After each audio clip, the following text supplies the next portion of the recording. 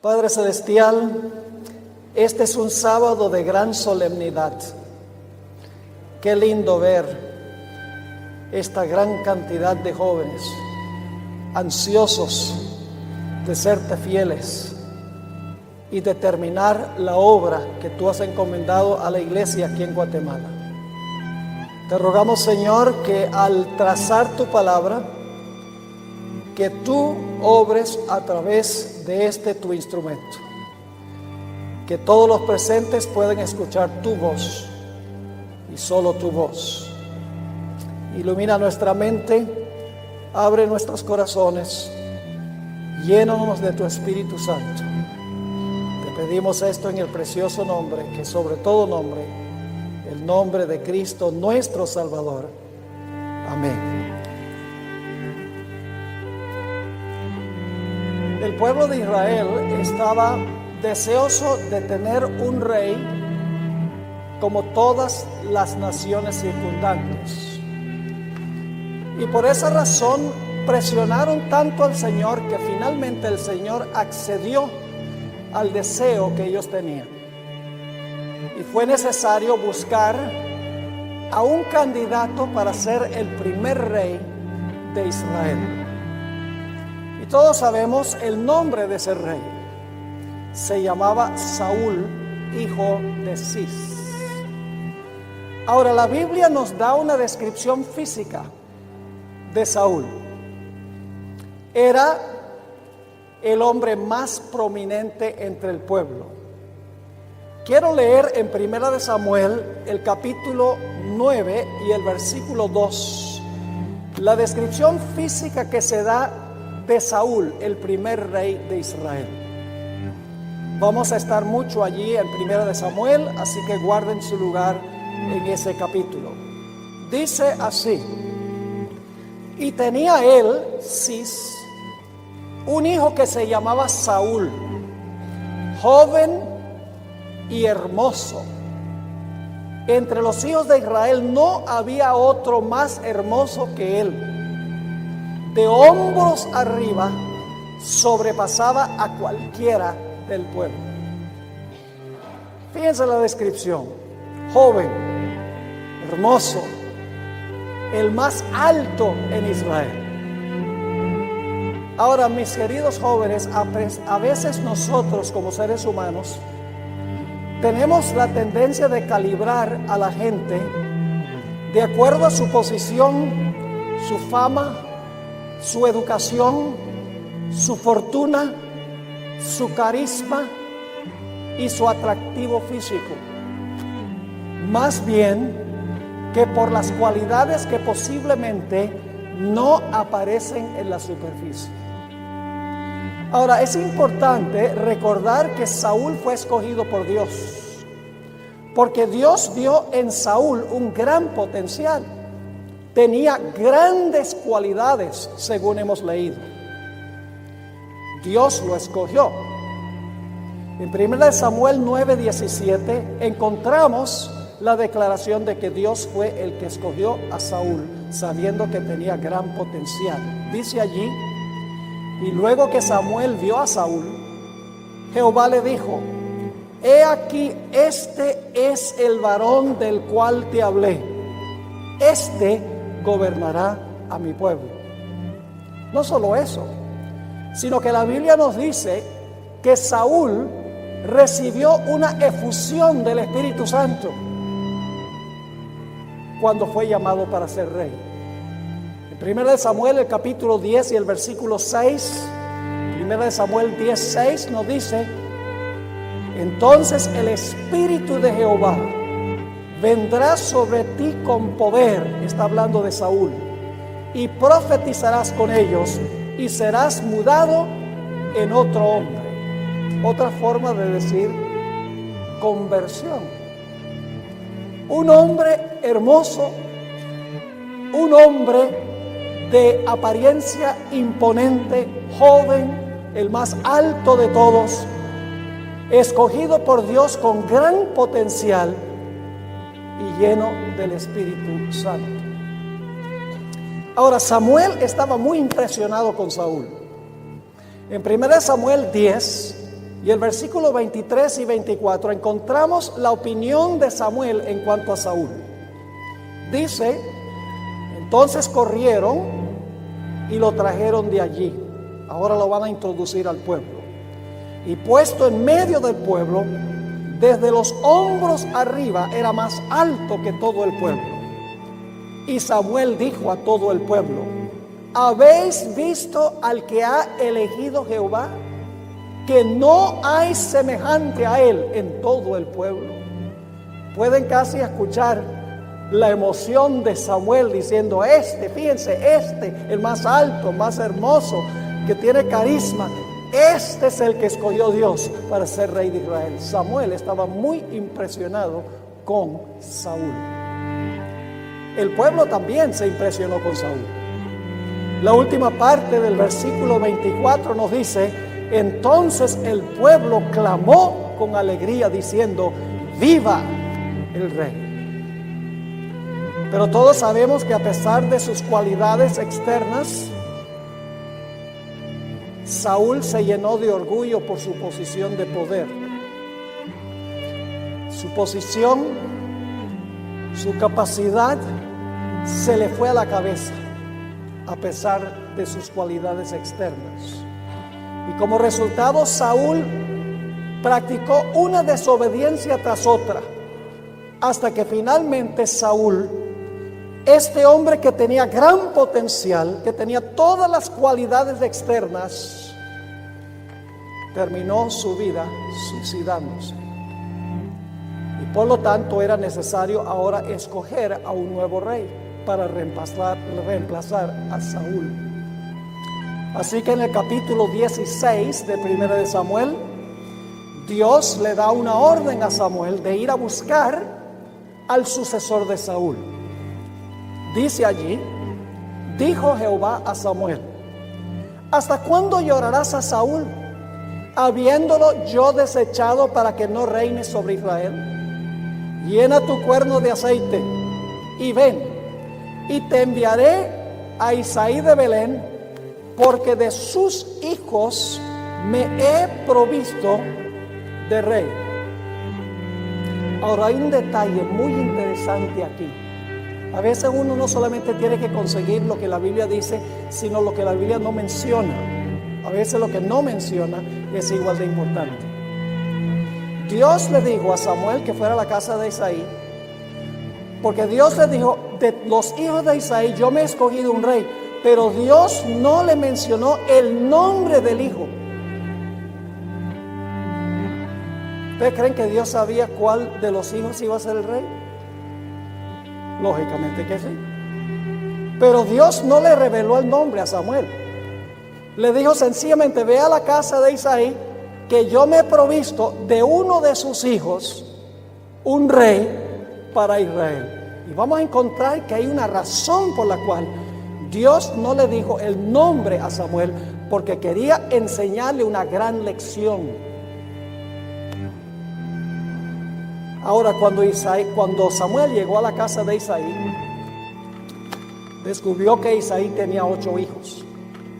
Así que, como era costumbre, Samuel le dice: tráiganme a sus hijos, uno por uno, de acuerdo a su edad, del mayor hasta el menor. Así que Isaí trae a sus 3 primeros hijos, que son los únicos que se mencionan por nombre. Significativo eso. Los únicos que se mencionan por nombre son los primeros 3. Vamos a leer en 1 Samuel 16 y vamos a leer el versículo 6 y el 8 y 9. Vamos a pasar por alto el 7 por ahora, para darse cuenta por qué. Versículo 6 dice: y aconteció que cuando ellos vinieron, él vio a Eliab, que era el mayor, y dijo: de cierto, delante de Jehová está su escogido, tiene que ser el mayor.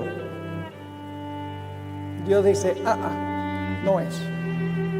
Versículo 8: entonces llamó Isaí a Abinadab y lo hizo pasar delante de Samuel, el cual dijo: tampoco a este ha escogido Jehová. Y ahora está quedando medio perplejo Samuel. Y luego en el versículo 9 dice: luego hizo pasar Isaí a Sama, y él dijo: tampoco a este ha elegido Jehová. Los tres mayores mencionados por nombre, ninguno de los otros hijos, sino hasta David, fue mencionado por nombre. Y vamos a encontrar una razón funcional por la cual se mencionan los nombres de estos tres. Así que Samuel está medio perplejo. Pasan los tres mayores, Dios dice ninguno. Luego pasan los otros hasta el hijo número 7, Dios dice ninguno de estos. Y entonces ahora Samuel le dice a Isaí: no tienes más hijos, porque Jehová me ha dicho que de tus hijos va a venir el rey de Israel. ¿No tienes otro hijo por ahí? Y quiero que noten la perspectiva que tenía Isaí de David. Ahora, antes de leerles los versículos, quiero leerles el versículo que pasé por alto, el versículo 7. ¿Por qué es que Dios no le mencionó el nombre el nombre del futuro rey a Samuel? Porque la tendencia de Samuel iba a ser pensar que era entre los mayores que Dios iba a escoger el rey. Pero Dios le había advertido algo a Samuel. En el versículo 7 nos dice lo que Dios le advirtió. Y Jehová respondió a Samuel: no mires a su parecer, ni a lo grande de su estatura, como hiciste con ¿quién? Con Saúl, porque yo lo desecho. Porque Jehová no mira lo que mira el hombre, pues el hombre mira lo que está delante de sus ojos, pero Jehová mira ¿qué cosa? Jehová mira el corazón. Dios le está diciendo a Samuel: no pienses que porque son los mayores, uno de esos va a ser el rey. No haga lo mismo que con Saúl, mirando su estatura, su apariencia física, la manera en que sobresale. Eso es lo que miran los seres humanos, pero Dios mira el corazón. Así que ahora Isaí, fíjese el concepto que tenía Isaí de su propio hijo David. Le dice: sí, tengo otro hijito, y ese hijito que tengo es un pastor de ovejas. Y Samuel está pensando: ese no puede ser. Como que se le olvidó lo que le dijo Dios: no mire lo que está delante de sus ojos, mire lo que está en el corazón. 1 Samuel 16, 11 y 12. Entonces dijo Samuel a Isaí: ¿son estos todos tus hijos? Y él respondió: queda aún el menor, que apacienta las ovejas. Y dijo Samuel a Isaí: envía por él, porque no nos sentaremos a la mesa hasta que él venga aquí. Envió pues por él y le hizo entrar, y era un niño bonito, era rubio, hermoso de ojos y de buen parecer. No tenía ninguna pinta de guerrero. Y luego dice: entonces Jehová dijo: levántate, úngelo, porque este es. Samuel evaluó equivocadamente la situación. Cuando pasan los tres mayores, este tiene que ser, este tiene que ser, este tiene que ser, y luego indudablemente los otros, será este, ninguno. Y Dios escoge al más jovencito, que no es guerrero, es pastor de ovejas, para ser el rey de Israel. Samuel miró lo que estaba delante de sus ojos, pero Dios miraba el corazón.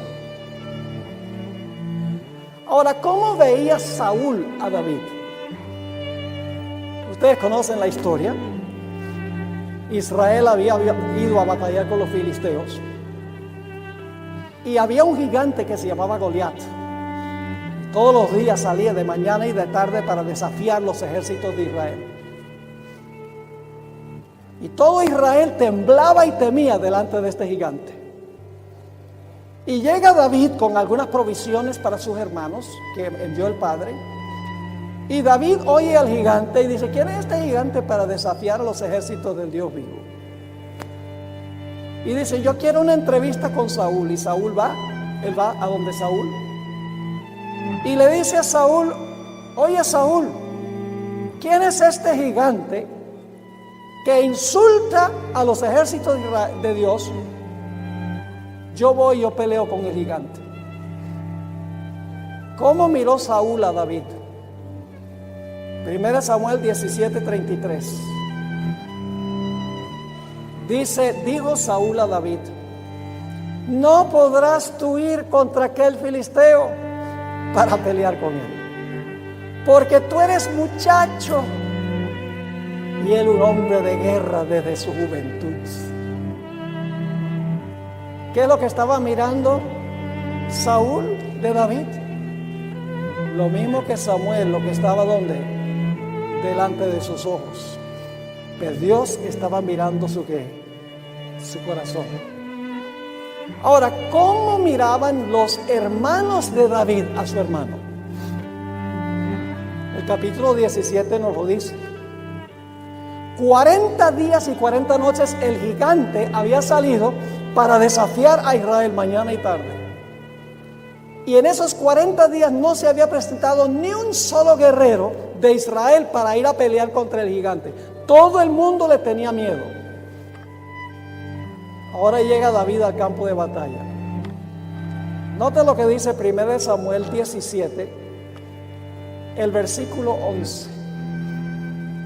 Oyendo Saúl y todo Israel estas palabras del filisteo, se turbaron y tuvieron gran miedo. Es decir, Israel, todos están con miedo. Nadie se atreve a ir a pelear con el gigante. Ahora, ¿ustedes recuerdan que se mencionaron los nombres de los tres mayores? Ahora vamos a descubrir la razón por la cual se dieron los nombres de los primeros tres. Es porque los primeros tres fueron allá con Israel para la batalla, pero ninguno se presentó para pelear contra el gigante. Es decir, eran cobardes, por eso Dios no los escogió. Se van a mencionar ahora los tres nombres. En el versículo 13 dice: y los tres hijos mayores de Isaí habían ido para seguir a Saúl a la guerra, y los nombres de sus tres hijos que habían ido a la guerra eran Eliab, el primogénito, el segundo Abinadab y el tercero Sama, y David era el menor. Ahora sabemos que los tres mayores eran cobardes porque ninguno se atrevía a ir a pelear contra el gigante. Sigue diciendo: siguieron pues los tres mayores a Saúl. Y entonces cuando los hermanos oyen que David dice: yo voy y peleo con ese gigante, nuevamente ellos están mirando lo que está delante de sus ojos. Porque dice este mismo pasaje, 1 Samuel, el capítulo 17 y el versículo 28. Y oyéndole hablar Eliab, su hermano mayor, con aquellos hombres, se encendió en ira contra David y dijo: ¿para qué has descendido acá? ¿Y a quién has dejado aquellas pocas ovejas en el desierto? Yo conozco tu soberbia y la malicia de tu corazón, que para ver la batalla has venido. Y David está pensando: no he venido para verla, sino para pelearla. Ahora yo pregunto: ¿cómo miró Goliat a David? Ustedes recuerdan la historia. David desciende allá donde está el arroyo, en un lado, y el gigante está en el otro lado. Y la Biblia nos describe cómo el filisteo vio a David. 1 Samuel 17, 42 al 44 dice: y cuando el filisteo miró y vio a David, le tuvo en poco, porque era muchacho y rubio y de hermoso parecer. Y le dijo el filisteo a David: ¿soy yo perro para que vengas a mí con palos? Y maldijo a David por sus dioses. Dijo luego el filisteo a David: ven a mí y yo daré tu carne a las aves del cielo y a las bestias del campo. Yo no sé si ustedes se han dado cuenta de algo muy interesante. ¿Cómo miró Samuel a David? Como un niñito pastor de ovejas. ¿Cómo miró el pueblo a David? De la misma manera. ¿Cómo consideró Saúl a David? Tú no puedes ir a pelear, tú eres muchacho. ¿Cómo lo miraron los hermanos de David? No puedes pelear contra ese gigante. ¿Cómo lo miró Goliat? Todos estos vieron a David no por lo que era en su corazón, sino por lo que estaba delante de sus ojos. Es decir, ellos veían lo que era actual y no lo que era potencial. Pero Dios no veía la apariencia externa de David. Dios miraba su corazón. Dios sabía que David era un poderoso guerrero, a pesar de que todo lo externo parecía indicar lo contrario. Esta historia me ha enseñado a mí grandes lecciones. Yo tuve el privilegio de enseñar teología 6 años en nuestra Universidad Adventista en la ciudad de Medellín, Colombia. Centenares de alumnos pasaron por los salones de clase y tuve el privilegio de enseñarles. En ese tiempo, en los días de mi mocedad, tenía la tendencia de evaluar a los alumnos de acuerdo a su rendimiento académico. Había alumnos que eran estelares, es decir, sacaban las mejores notas casi sin ningún esfuerzo. Y yo pensaba dentro de mí, estos muchachos van a ser un éxito en la obra del Señor, porque son académicamente brillantes, sacan la mejor nota, 5, que es la nota más alta en Colombia. Había otros alumnos que carecían de carisma, que a pesar de que estudiaban mucho, como que no rendían, tal vez no tenían método o no les alcanzaba la inteligencia para rendir académicamente. Yo decía, estos muchachos no van a hacer mucho en la obra. Así pensaba yo. Pero desde ese tiempo han pasado décadas y he podido observar a esos alumnos después que pasaron por los salones de clase. Algunos de los alumnos, y perdonen la expresión, por los cuales yo no daría 10 centavos, han llegado a ser algunos de los obreros más capaces y de más éxito en la obra de Dios. Mientras que algunos de los alumnos que eran estelares ya ni siquiera son adventistas del séptimo día. Miraba lo que estaba delante de mis ojos. Pero Dios quiere que nosotros miremos a la gente por lo que está delante de nuestros ojos, sino que miremos el corazón. Que no miremos lo actual, sino que miremos lo que es potencial. Hace un par de días fui al mercado de artesanías aquí en Guatemala, en la ciudad vieja. Posiblemente algunos de ustedes han ido. Algo que me atrajo la atención fue, me imagino que era evangélico, con una Biblia en pleno sol, sudando la gota gorda,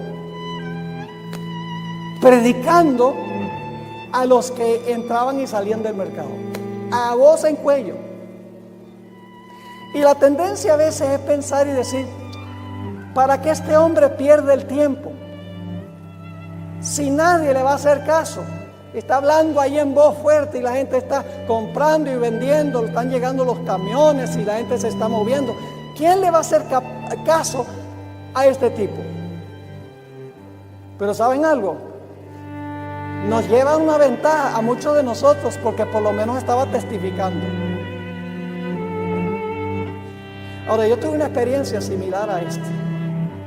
Cuando yo enseñé teología en Colombia, los alumnos desarrollaron un proyecto.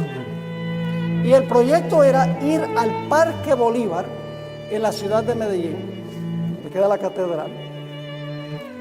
Y lo que hacían era llevar un sistema de amplificación con un micrófono. Y entonces la persona que invitaban a predicar se paraba en una banca y se ponía a predicar allí en público, en el parque, a los que pasaban. A mí me invitaron varias veces para predicar allí. Imagínense, parados en una banca y la gente pasando y uno está predicando un mensaje allí. Ahora, lo que hacíamos era, después del sermonete, invitábamos a la gente a seguirnos a la iglesia para una reunión evangelística. Y lo recuerdo súper bien, y hay un joven que me recuerda cada vez que lo encuentro, que una vez que yo fui a predicar allá en el parque, un muchacho de apellido Mejía,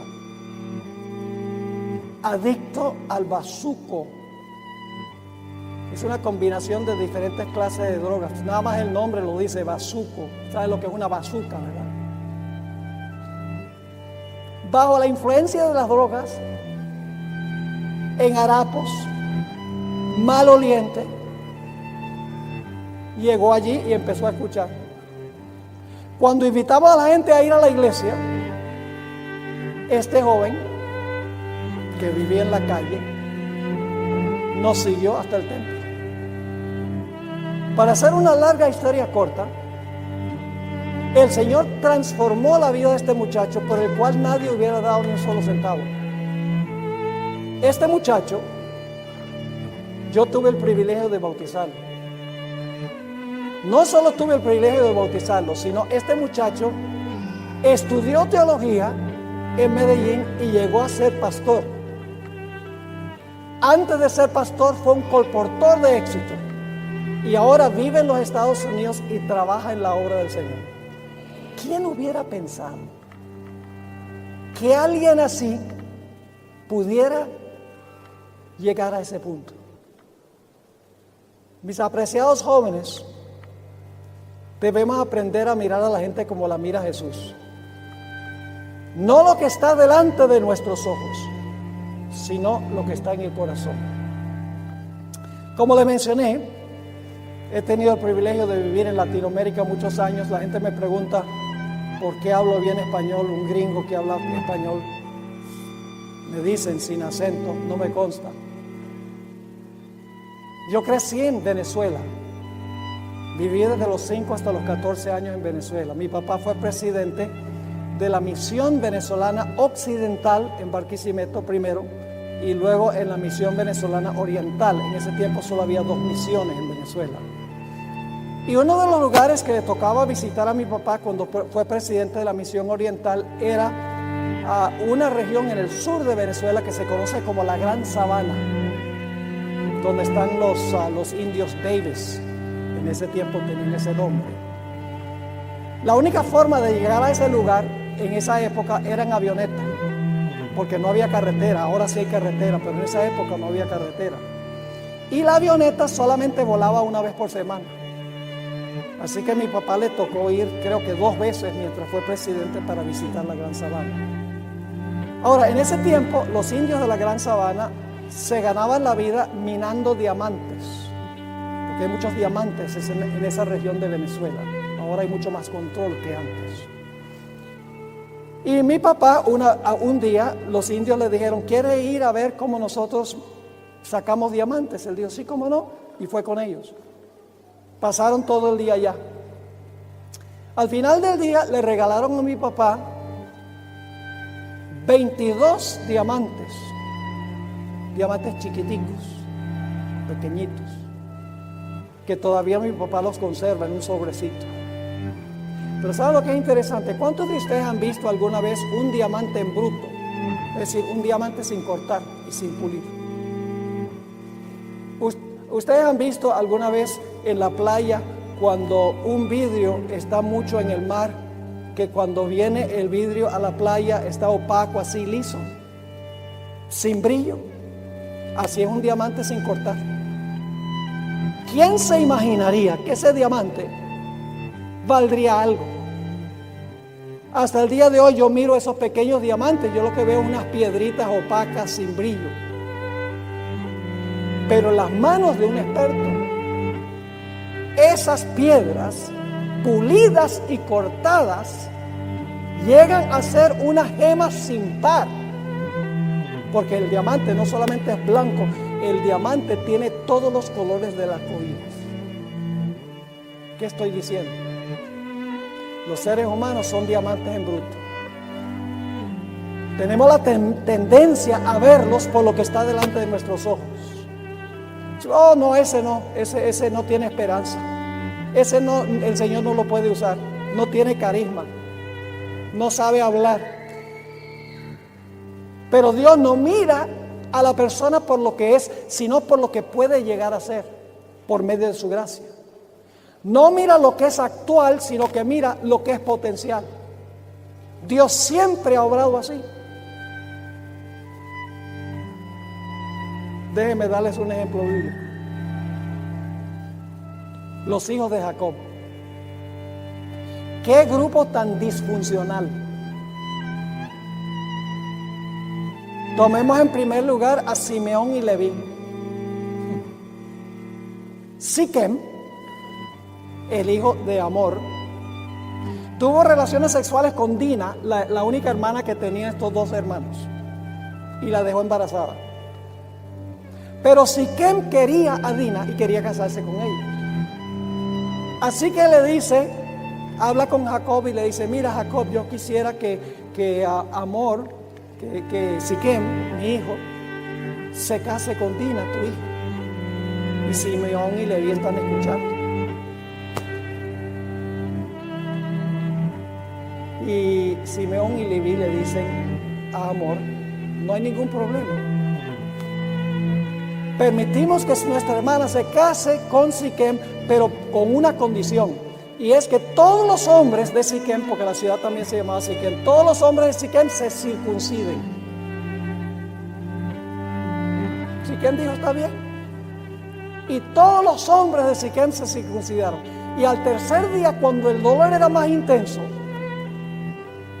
Simeón y Leví se lanzaron contra todos los habitantes de la ciudad de Siquem y los mataron a todos. Así eran Simeón y Leví, salvajes. ¿Y qué diríamos de Rubén, el mayor? Cobarde, que no se atrevió a librar a José y hablar: esto está mal, compañeros. No, digo, yo lo libro más tarde. Y no solo eso, sino que se acostó con la concubina de su propio padre, Rubén. ¿Y qué diríamos de Judá? Que se acostó con Tamar, la esposa de su propio hijo. ¿Quién hubiera dado 10 centavos por esta gente? Pero Dios no los miró por lo que eran, sino por lo que podían llegar a ser. Y para mí esto es lo extraordinario. Solamente les he dado algunas ilustraciones de los tres, pero los otros eran iguales. Lo más extraordinario, mis queridos jóvenes, es que los nombres de estos 12, con la excepción de uno, estarán inscritos en las puertas de la Nueva Jerusalén por la eternidad, incluyendo el de Rubén, incluyendo los de Simeón y Leví, incluyendo el nombre de Judá, porque Dios no vio en ellos lo que eran, sino lo que podían llegar a ser por la gracia del Señor. ¿Y qué diríamos de los 12 apóstoles? Pedro el bocón, que siempre ponía la lengua en cuarta antes de poner el cerebro en primera. El guerrillero Simón el celote. Los hijos del trueno, Andrés y Juan. Mateo, quien trabajaba con el ministerio de Hacienda. Tomás, el filósofo, que todo lo dudaba. El político Judas, que era el más inteligente y el más alto el que parecía tener más posibilidades de tener éxito. ¿Quién hubiera dado 5 centavos por estos analfabetos? Sin embargo, con la excepción de Judas, los nombres de los 12 apóstoles estarán grabados por la eternidad en los fundamentos de la santa ciudad. Porque Dios no vio en ellos lo que eran, sino lo que podían llegar a ser por su gracia. Tomemos el caso de Pedro. Ustedes recuerdan en el tribunal de Pilato lo que pasó con Pedro. La tercera vez negó que tenía alguna asociación con Jesús y lo hizo con malas palabras. Estaba muy seguro de sí mismo. Cuando le preguntaron si él había sido discípulo de Jesús, dice: no, yo no fui. Y no era porque era cobarde. Pedro no era cobarde. Pedro sacó la espada y estaba dispuesto a defender el reino de Jesús. El Espíritu de Profecía dice que era porque tenía vergüenza de que lo asociaran con Jesús, el que estaba siendo ultrajado. Este Pedro, en solamente un periodo de un poco más de 40 días, se llevó en él una transformación radical. El que uno nunca hubiera pensado que podía ser útil en la causa de Dios, después del día del Pentecostés, ahora es otro hombre. En Hechos 4:13 no dice: entonces, viendo el denuedo de Pedro y de Juan, sabiendo que eran hombres sin letras. La palabra griega, la palabra agrámatos, que significa que no sabían gramática. Se podría traducir analfabetos. Y luego dice: y del vulgo, la palabra griega es idiotes. Iletrados e idiotas. Se maravillaban y les reconocían que habían estado ¿con quién? Que habían estado con Jesús. ¡Qué transformación tan radical en pocos días! Cuando Pedro recibió la efusión del Espíritu Santo. Y tan diferente era Pedro que cuando al final de su vida lo iban a crucificar, le dijeron: haz una última petición. Y Pedro dijo: mi última petición es que me crucifiquen con la cabeza para abajo, porque yo no soy digno de morir como mi maestro. ¡Qué cambio tan radical! Jesús no lo miró por lo que era, sino por lo que podía llegar a ser. Vio el potencial en Pedro. Nosotros debemos ver en cada persona el potencial que Dios tiene para esa persona.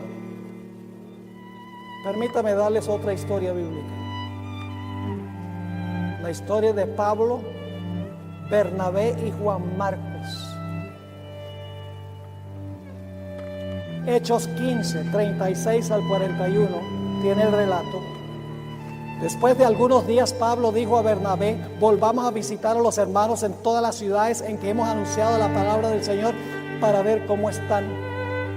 Y Bernabé quería que llevasen consigo a Juan, el que tenía por sobrenombre Marcos. Pero Pablo no le parecía bien llevar consigo al que se había apartado de ellos desde Panfilia y no había ido con ellos a la obra, porque Juan Marcos se había desanimado en Panfilia. Era demasiado difícil el trajín de la predicación, demasiados peligros, se desanimó y se fue. Y Pablo lo evaluó diciendo: este muchacho no sirve para nada, porque abandonó la obra. Versículo 39: y hubo tal desacuerdo entre ellos, es decir, entre Bernabé y Pablo, que se separaron el uno del otro. Bernabé, tomando a Marcos, navegó a Chipre, y Pablo, escogiendo a Silas, salió encomendado por los hermanos a la gracia del Señor, y pasó por Siria y Cilicia, confirmando a las iglesias. Aún el gran apóstol Pablo calibró a Juan Marcos por lo que era y no por lo que podía llegar a ser. Pero gracias a Dios, el apóstol Pablo más adelante reconoció su error y le pidió perdón a Juan Marcos. Permítame leer del Espíritu de Profecía. Hechos de los Apóstoles 137 y 138. La hermana White primero habla del desánimo, el desaliento de Juan Marcos. Dice, allí fue donde Marcos, abrumado por el temor y el desaliento, vaciló por un tiempo en su propósito de entregarse de todo corazón a la obra del Señor. No acostumbrado a las penurias, se desalentó por los peligros y las privaciones del camino. Había trabajado con éxito en circunstancias favorables, pero ahora en medio de la oposición y los peligros que con tanta frecuencia asedian al obrero de avanzada, no supo soportar las durezas como buen soldado de la cruz. Tenía todavía que aprender a arrostrar el peligro, la persecución, la adversidad con corazón valiente. Luego ella comenta la reacción de Pablo. Esta deserción indujo a Pablo a juzgar desfavorablemente y aún severamente por un tiempo a Marcos. Bernabé, por otro lado, se inclinaba a excusarlo por causa de su inexperiencia. Anhelaba que Marcos no abandonase el ministerio porque veía en él cualidades que le habilitarían para ser un obrero útil para Cristo. En años ulteriores su solicitud por Marcos fue ricamente recompensada, porque el joven se entregó sin reservas al Señor y a la obra de predicar el mensaje evangélico en campos difíciles. Bajo la bendición de Dios y la sabia enseñanza de Bernabé, se transformó en un valioso obrero. Pablo se reconcilió más tarde con Marcos y le recibió como su colaborador. Qué hermosa historia. Nosotros debemos ver a la gente como la ve Jesús, no por lo que son, sino por lo que pueden llegar a ser. Quiero leerles algunas citas del Espíritu de Profecía, ya cerca del fin de nuestro estudio de hoy. Estas son citas donde la hermana White habla del valor de un alma. ¿Saben? Cada persona al lado de la cual nosotros pasamos es un alma preciosa a la vista de Dios, un candidato para el reino. ¿Qué hacemos nosotros cuando casualmente nos encontramos con personas? El otro día estaba echándome un baño sauna ahí en la casa del hermano Piño. Estaba un joven ahí dentro del baño sauna. Empezó a llorar. Hablé una conversación con él. El hermano Piño habló con él. Le dio la dirección de la iglesia, animándolo que fuera a la iglesia adventista. Uno no sabe, mis hermanos y hermanas, la situación de cada uno. Lo único que podemos saber es que Dios quiere que nosotros trabajemos por las almas, porque una vez que se pierde un alma, esa alma queda perdida para siempre, nunca más va a existir. La sierva de Dios tiene varias citas sobre el valor de un alma. Dice, la pérdida de una sola alma se considera como una calamidad infinitamente mayor que la de todas las ganancias y todos los tesoros de un mundo. La pérdida de un alma. En otra cita dice, un alma que ha aceptado la verdad se considera como de más valor que montañas de oro. Dice en otra cita, un alma que se salva en el reino de Dios es más valiosa que todas las riquezas del mundo. En otra cita dice, un alma por la cual Cristo murió tiene más valor que el mundo entero. Aún en otra cita, la sierva de Dios escribió, un alma que se salva es de más valor que los mundos. El oro y los tesoros terrenales no se pueden comparar con la salvación de una sola pobre alma. La última cita que quiero leer, un alma tiene más valor para el cielo que todo un mundo lleno de propiedades, casas, tierras y dinero. Debemos esforzarnos al máximo para la conversión de un alma. Quiero terminar con una historia bíblica, la historia de Esteban y Saulo de Tarso. Esta historia es muy interesante. Ustedes saben que el apóstol Pablo, quien antes se llamaba Saulo, era un perseguidor acérrimo de la iglesia. Odiaba a los cristianos y especialmente odiaba a Esteban. Ustedes conocen la historia, se encuentra registrada en Hechos del capítulo 7. Saulo era el cabecilla entre aquellos que estaban a punto de apedrear a Esteban. Dice que todos colocaron sus ropas a los pies de Saulo. Esteban predicó un tremendo sermón en Hechos del capítulo 7. Enfureció a Saulo de Tarso y los que estaban presentes. Dice que crujían sus dientes, sus corazones rugían dentro de ellos por el odio que le sentían. Pero Saulo de Tarso veía algo especial en Esteban. Él sabía que Esteban tenía razón. Lo interesante es que Esteban murió sin saber el potencial que había en Saulo. Esteban no supo que Saulo de Tarso llegó a salvarse por su testimonio. Me gusta pensar cómo será ese encuentro en la patria celestial. Viene Esteban con su cuerpo glorificado caminando en una dirección y de la otra dirección viene caminando Saulo de Tarso. Y Esteban mira, yo sé que Dios me dio ojos nuevos. ¿Saulo? No, Saulo de Tarso. ¿Tú te salvaste también, Saulo? Y entonces Saulo le va a decir a Esteban, mira Esteban, gracias por predicar ese sermón. Gracias por testificar.